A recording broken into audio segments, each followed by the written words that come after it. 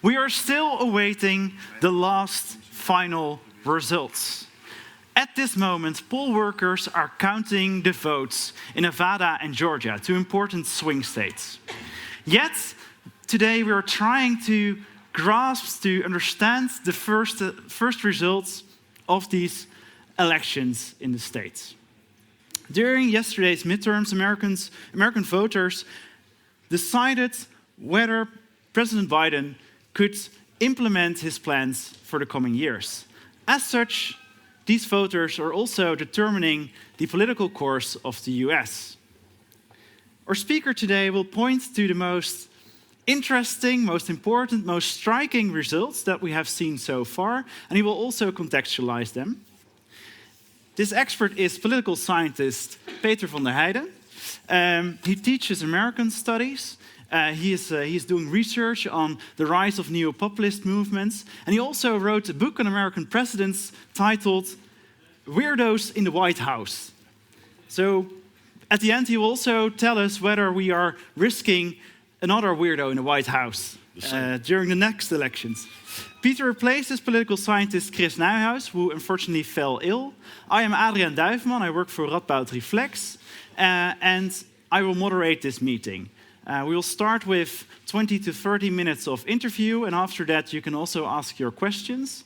And this is organized by Radboud Reflects and the university's newspaper, Vox. To start, you look still rather energetic, even though I know that you have watched the news for quite long, or until quite late. What was the time you went to bed? Not that late, fortunately. 1 o'clock. 1 o'clock. Yeah, I had a feeling that we didn't just have to wait for the final results, but for most of them. So I thought, let's wait, let's go to bed and see tomorrow. But it was still thrilling enough to watch until 1 o'clock. What did you see? What I saw was something different than I expected, and I could say feared. I was afraid that the MAGA Republicans would take over. I was afraid, I believed a bit in the red wave that was predicted, but, well, there is no red wave. So what I saw was, I went to bed in a peaceful way. That was good. Okay, that's good news for now. Before we are going to move on to this red tsunami that was predicted and didn't materialize, first of all, for Dutch viewers, the American electoral system or the political system is rather complex. Can you summarize for the people here what was actually at stake last night? Yeah, normally I give about 3 courses about it, but I will try to do it in a couple of sentences. What we saw was the midterm election. America has a peculiar system. It's a federalist country. We have the federal government and we have state governments, so 2 different levels. And beneath the state levels, we have local levels also. And what we saw was elections for federal, state, and local government. So on the federal level, we saw the complete House that is replaced every 2 years. So they're in a constant campaigning mode. It's always campaigning for a representative. They have to be re-elected. That's what you do as a politician. You want to be re-elected. You don't make policy, no, you get re-elected. We saw 1/3 of the Senate being elected, and beneath that we saw governors, we saw secretaries of state, we saw state senates, we saw state houses being elected. So, and further down the ballot, we saw local elections. And why is it important? Well, governors are important. They run the country when there is COVID. We've seen that. Those secretaries of state in the different states are really important because most of the time they are in charge of elections. So they are in charge of the elections in 2024 when the president is on the ballot again. That was the plan of the MAGA Republicans to bring their people into those places. That didn't happen, so that's great. And now I lost my sense. Where was I? You were talking about the election officials, but Okay, maybe yeah. what we took from this is that there are a lot of layers going on, of elections going on at the same time. When we asked you to talk here, we asked you to point to 3 striking results that struck you. Yeah. We brought the map for you. This is the election results of half an hour ago. Well, So point to the most interesting results or the most important ones. okay, the good news is they have the names of the states on it. So I'm not going to fail by pointing at the wrong state. The first one would be when, I have to, here, Georgia. Georgia is really peculiar and interesting because there's a incumbent Republican governor who got re-elected really easily. So that's a Republican governor. But the Republican senator, the candidate for Republican senator, is not elected yet. And he is trailing his Democratic opponent. So here you see people voting for the governor for one party, but for the Senate, for another party. And that's, that is interesting, because we've heard for years already about the polarization in the United States. You are a Republican and you hate the Democrats, or you are a Democrat and you hate the Republicans. But in Georgia, we see that there are people who are still, more or less bipartisan in themselves. So they vote for one party for one ballot and another party for another ballot. So that's a nice one, and that can be really important. Georgia, that is a state that can bring the majority to one of the 2 parties. And I think it's going to be a runoff election there. You have to. It's one of the states where you have to have more than 50% of all votes. If you don't have them, the first 2 candidates with the most votes go into a runoff election that will be in December. So that's the first one. The second one, that's over. Whoa, nope, that was wrong. This one. Pennsylvania, of course. We've all heard about Pennsylvania now, I believe. That's a state that's flipped. So it was Republican, is now Democratic. And that is nice for the Democrats. It's also nice for the Democratic candidate. That's Jonathan Fetterman. And he was way ahead of his opponent during a big part of the campaign. But he got a stroke, and he wasn't physically able to campaign for a long time. And the Republicans really held that against him, that he wasn't physically fit enough to be a senator. But he won, so that's nice for him. And then a complete other election would be in Kentucky. And that's not about the governor, it's not about the senator. Kentucky is somewhere. Let's hope I can find it. It must be somewhere over here. There, yeah. And that's a real conservative state. And they had on the ballot a ballot measure, what we would call a referendum, a ballot measure to ban abortion. And in that conservative state, the population voted against a ban on abortion. So that's something really interesting what happened there. And the last one would be, and that's a really easy one, I've been there a lot, Florida, where Rick DeSantis, the governor, won in a landslide with about 20% more votes than his opponent. And DeSantis is, the challenger of Trump, of course. So his position is really, has really grown now, I believe. So you cheated a little with the fourth one. But, you mentioned a lot of names. There are, of course, these very weird characters in these races that we have heard about also in the Dutch news. Zooming out, we expected a red tsunami. It hasn't materialized. Why is there still so much blue? Yeah, well, it's when there is something red, it's a red drizzle now. So that's I believe that's good. Why is there so much blue? Well, I think still so much blue. Still so much blue. Well, my theory is that pollsters poll for the last election. And so they underestimated the Republican vote in 2016. They underestimated the Republican vote in 2020. So they compensated for underpolling. And what happened now, they overcompensated doing that. So all those predictions of a red wave were wrong again. So the next election will be with the results of this election, and then it might be that the Democrats are overrated in the polls. So the message that we can take from this is that we cannot trust the pollsters.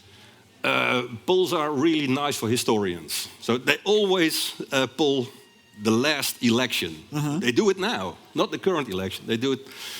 They try to poll the current election, but they do it with what they learned from the last one. And the situation is always different. I see. You also already mentioned this referendum on abortion in Kentucky. What were the topics that were most important to American voters this time? That depends whether you ask a Republican or you ask a Democrat. Republicans, the most important ones were inflation, economic recession, crime, guns, things like that. The basics for Republicans. So, guns, abortion, and Jesus. That's what they stand for. When you ask the Democrats, for them, abortion was high on the list. And not to ban it, no, to make it possible, to keep it possible. So that was their incentive to go to the ballot. And the good news for the Democrats is that a record number of women have registered for voting. So in the suburbs, and that's where they win. That's the base for Democratic vote. So it's like 2020. They are saved by the women in the suburbs of the big cities. And we heard also in the news a lot about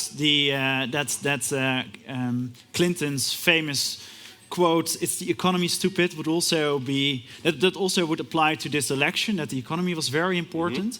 How did that topic influence the Republican and Democratic votes? Was it as important? Because you didn't mention it for Republicans yet. Yeah, I mentioned it for Republicans. It was important for Republicans, but not at all for Democrats.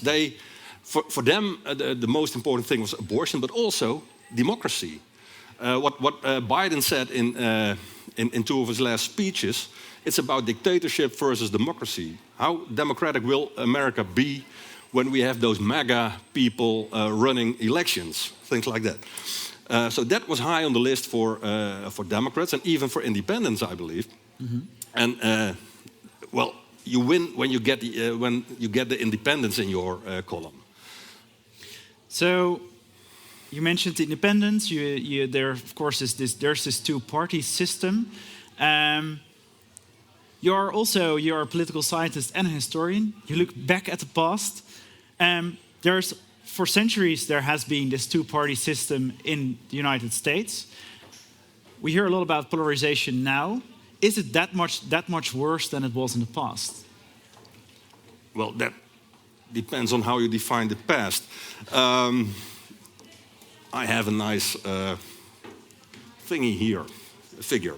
Here you see for the 20 years, well, 30 years before now. Here you see what the movement is that polarization makes. And here you can see it is worse than, well, in 2014 it was worse than in 1994. You see the medians shifting from each other.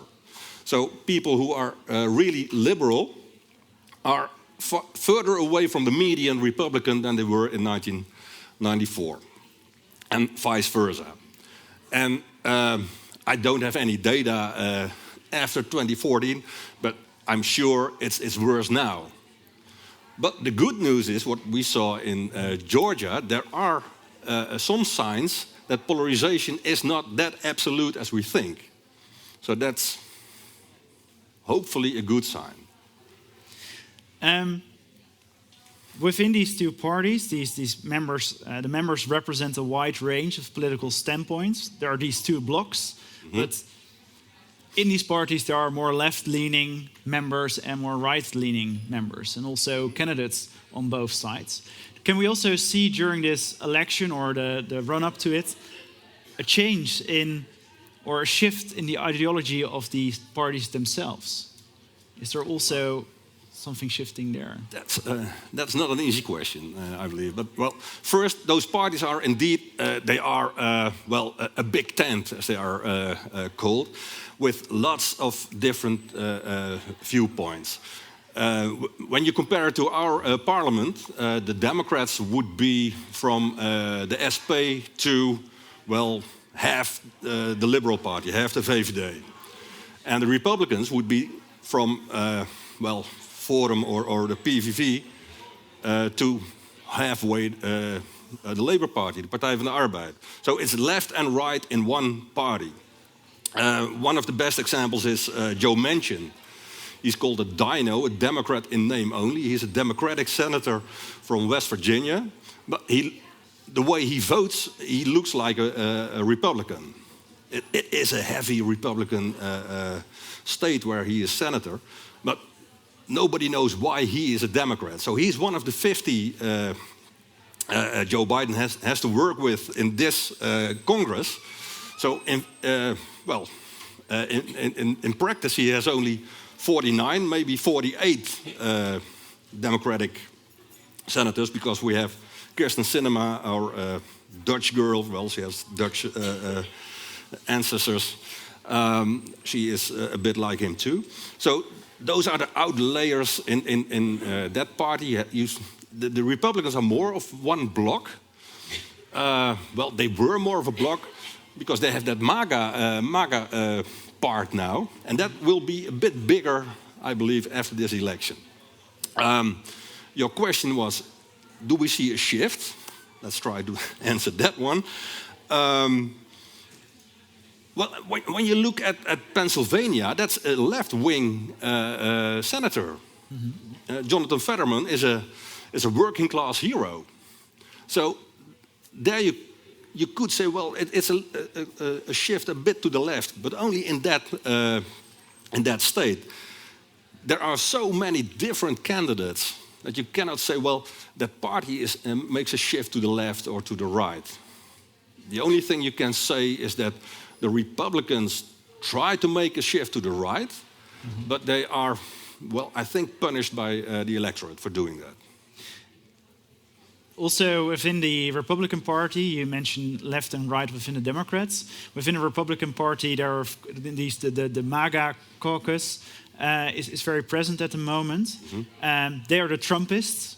What was the role of Trump in this election? A big one. He's the well, how would you say it? He was the big spirit in the sky, a big black cloud hanging over this election. He was not on the ballot, of course, but lots of people he endorsed were on the ballot. And you see, a lot of people he endorsed didn't make it. We saw that in the primaries already, that more moderate candidates made it to the ballot. And you see it now with the real serious starting here. Always.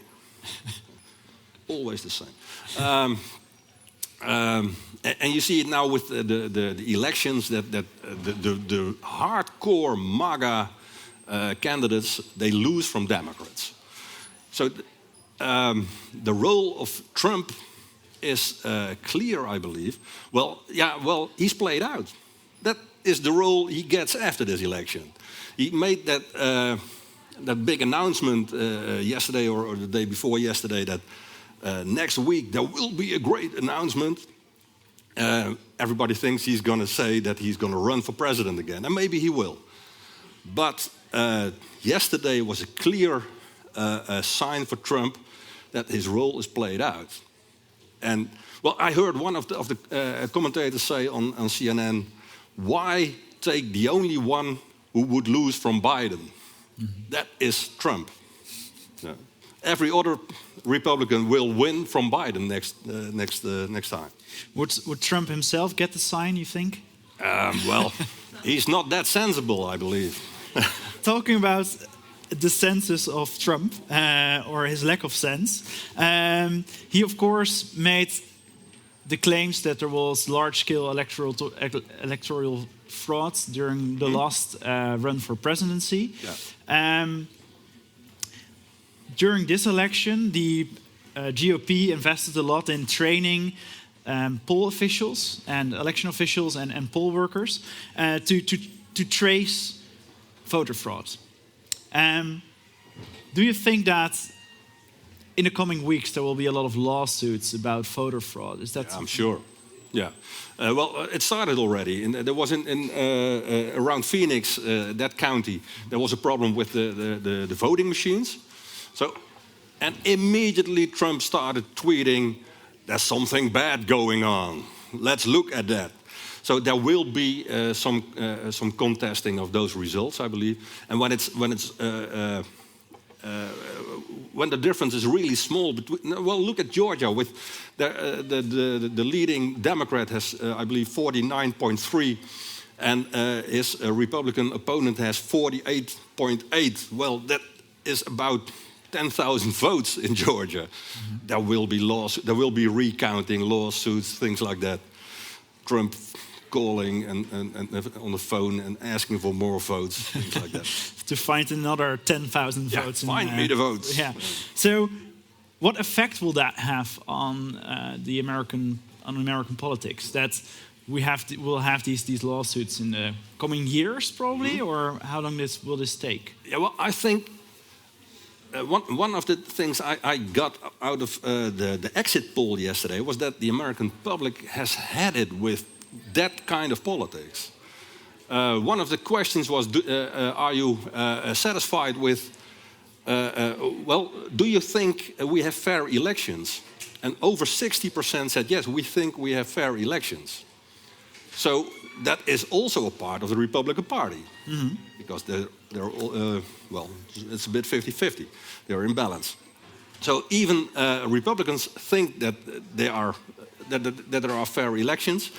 And another one of the questions was, do you think that we should decide this sort of elections in court? And people said, no, we have elections for that. Mm-hmm. And I think that is, well, that's a good sign. And I believe that the longer you try to win elections like this, and not with a better candidate or a better program, a better platform, but by trying to frustrate and obstruct the electoral process, the less votes you will get. And the harder you will cry wolf and say, well, there's fraud again. Mm-hmm. Yeah. We are now already looking forward in the last couple of minutes of this part of the conversation. I'm going to continue that line, looking forward to US politics in the coming 2 years. Do you think that Biden can implement his plans for the coming 2 years? Well, we don't know how the House will get out of this election. So that is really dependent on whether the Democrats hold their majority, mm-hmm. or the Republicans taking the majority. When there is a majority in one of the houses for the Republicans, Biden can go home. He can go golfing. Well, he's not much of a golfer, not like Trump. But he can go do whatever he wants to do. He's done governing. He's a lame duck president then. When they keep the House, even with a small majority, and when they gain, well, hopefully one more Senate seat, hopefully for Biden, of course, I'm not a Democrat, I'm a scientist. But if they gain one more seat, then Biden has his hands free and he gets rid of Joe Manchin and Kyrsten Sinema, the dissident Democrats, and he can do whatever he wants. Mm-hmm. If he loses the majority in the House, wait for the first impeachment. It will come. The impeachment for Biden. For Biden. Yeah. Okay. That's revenge. Revenge for Trump got two. Well, he will get one also. Yeah. And if Biden gets the chance to implement his policies, what are the things that he's going? What is he planning to do? What is he planning to do? What? Yeah, what How? if in the coming 2 years, Yeah. if he holds the House and and gains seats in the Senate, what are his plans? Well, I think he will try to implement what didn't work out in the first. Well, it's not the first. It's still his first term, but the first half of the first term, because of the obstruction of Manchin and Sinema. The infrastructure plan, social security, childcare, things like that.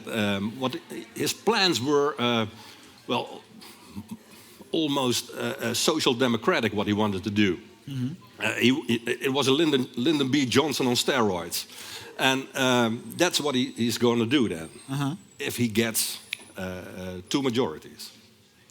And looking to the Republican side, you already said that Trump hopefully gets the signal that his game has played out, or that his role has been played out.